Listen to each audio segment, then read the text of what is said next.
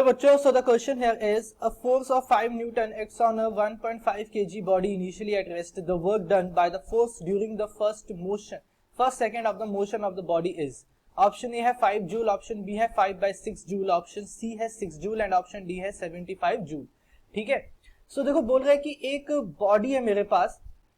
सबसे पहले यहाँ पे जो की कॉन्सेप्ट हम यहाँ पे यूज करेंगे that will be of work done.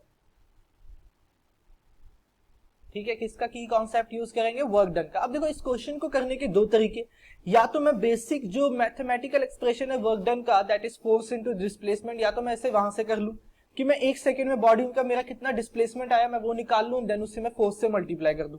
ठीक है, सेकंड वन इज कि मुझे पता है कि मेरा वर्क डन क्या होता है. वर्क डन होता है हमारा चेंज इन एनर्जी, एनर्जी में आने वाला चेंज. अब यहाँ पे मोशन हो रहा है बॉडी का, इट मींस की अब मोशन से जो एनर्जी किसी बॉडी के मोशन से रिलेट करती है दैट इज काइनेटिक एनर्जी. यानी कि मैं यहाँ पे बोल सकता हूँ चेंज इन काइनेटिक एनर्जी के इक्वल होगा मेरा वर्क डन. ठीक है, सो दो तरीके हैं. ओके, सो सबसे पहले यहाँ पे देखो, यहाँ पे जो बॉडी का मास है दैट शुड बी 15 kg. ऐसे यहाँ पे करेक्ट करो एंड इससे कर लो 15 kg. ठीक है, सो बोल क्या रहा है कि एक बॉडी है 15 kg मास का, इस पे मैंने एक फोर्स लगाया है 5 न्यूटन का.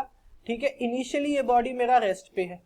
सो एक सेकेंड के बाद जो डिस्प्लेसमेंट आई होगी, कुछ डिस्प्लेसमेंट आई होगी इस बॉडी के अंदर. ठीक है, सो वो डिस्प्लेसमेंट करने के लिए इस फोर्स ने, इस 5 न्यूटन के फोर्स ने कितना वर्क डन किया होगा इस बॉडी के ऊपर. ठीक है, सो टी कितना हो जाएगा यहां से 1 सेकेंड के इक्वल. ठीक, अब देखो अगर मैं पहली फर्स्ट इक्वेशन ऑफ मोशन की बात करूं, so first equation of motion क्या कहता है कि v इक्वल होता है u प्लस ए टी के, है ना. और यहाँ पे u मेरा किसके इक्वल है? 0 के इक्वल है, बिकॉज इनिशियली मेरा बॉडी कहाँ है? रेस्ट पे है. इट मीन्स कि मैं लिख सकता हूँ v is equal to a t, और यहां से आ जाएगा v अब ए टी के इक्वल है. अब देखो फोर्स मेरा कितना है? फोर्स है मेरा 5 न्यूटन एंड मेरा मास कितना है? 15 kg का. एंड मुझे पता है फोर्स होता है हमारा mass into acceleration. So acceleration मैं यहां से लिख सकता हूं मास, फोर्स बाय मास. ठीक है, सो इस वैल्यू को यहां पे इक्वेट कर दो इस इक्वेशन में. सो ये आ जाएगा v equals to f by m multiplied by t which is equal to 1. Time कितना है? 1 सेकेंड पे निकालना है ना, तो t की वैल्यू कितनी हो जाएगी? 1. सो ये हो जाएगा मेरा 5 डिवाइडेड बाय 15 यानी कि 1/3 मीटर पर सेकेंड स्क्वायर. ये आ गया मेरा एक्सेलरेशन. ठीक है, सॉरी ये आ गया मेरा this will be my meters. Okay, so ये मेरा आ जाएगा वेलोसिटी.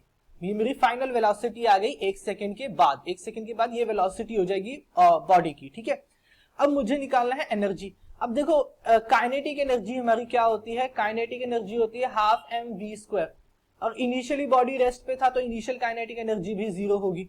सो वर्क डन क्या हो जाएगा मेरा? फाइनल काइनेटिक एनर्जी के equal that is half M V square, यानी कि half multiplied by M that is 15 multiplied by 1/3 square. So ये आ जाएगा मेरा 5/6 जूल के इक्वल.